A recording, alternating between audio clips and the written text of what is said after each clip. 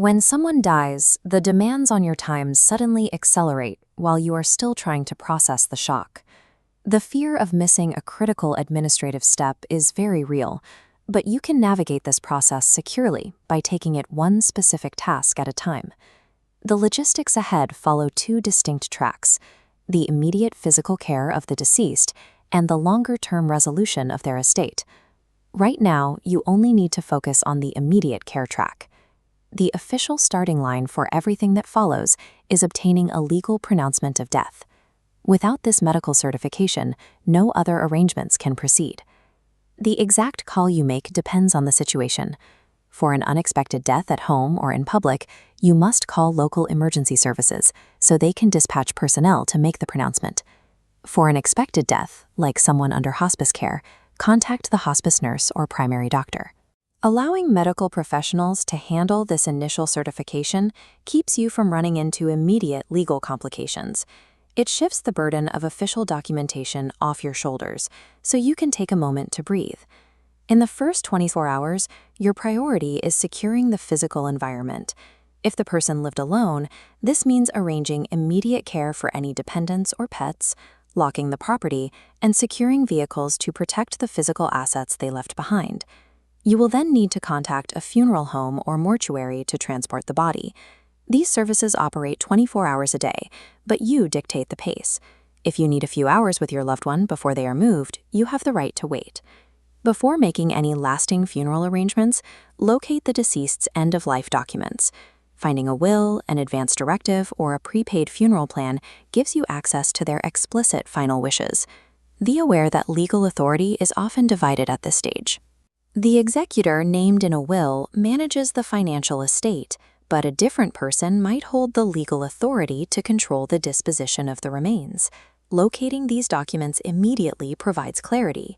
You avoid the pressure of guesswork because you are simply following the specific instructions they already laid out for you. To begin resolving the estate, you first need the official death certificate. This document serves as the primary verification required by every institution you will encounter. Order 10 to 20 original, certified copies right away. Financial institutions and government agencies routinely reject photocopies. Securing a massive redundancy of these certificates up front prevents weeks of bureaucratic friction. To issue this certificate, the state requires highly specific clinical data, including the deceased's social security number, exact legal name, and birth details. Gathering this data is exhausting. Delegate this specific task to a trusted friend. Have them act as your designated typist to hunt down these numbers and populate the forms. Organizing this cold clinical data via a delegated proxy creates an emotional shield. It protects you from jarring interactions with bureaucracy during the first heavy days of grief. Next, you must notify various institutions to stop benefits and prevent identity fraud. Many governments offer single-point notification services, like Tell Us Once in the UK, that update multiple departments at once. You then execute a secondary wave of notifications targeting financial institutions. Contact every bank, mortgage holder, and life insurance provider to secure the assets and freeze automated payments. You must also secure the digital estate. Actively close down email accounts, cloud storage, and online payment services to protect their digital footprint from compromise. As you finally prepare to handle funeral arrangements, establish a strict, objective financial budget. Do this before you evaluate a single casket or service option. Establishing strict financial boundaries and systematically delegating institutional calls keeps the estate physically and financially intact. It ensures you don't inherit an administrative crisis on top of a personal loss. With the logistics established, the funeral becomes a dedicated space for the living to process their loss. There is no perfect way to plan a service, and there is no wrong way to experience grief. The decisions you make with the energy and budget you have available are sufficient.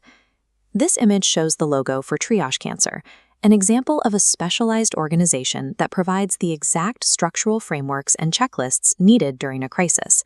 You do not have to navigate end-of-life paperwork alone when nonprofits have already mapped the terrain. Download the step-by-step guide provided below, save this video for reference, and give yourself permission to lean on your community for the logistics. Let them carry the clipboard so you can focus entirely on your family.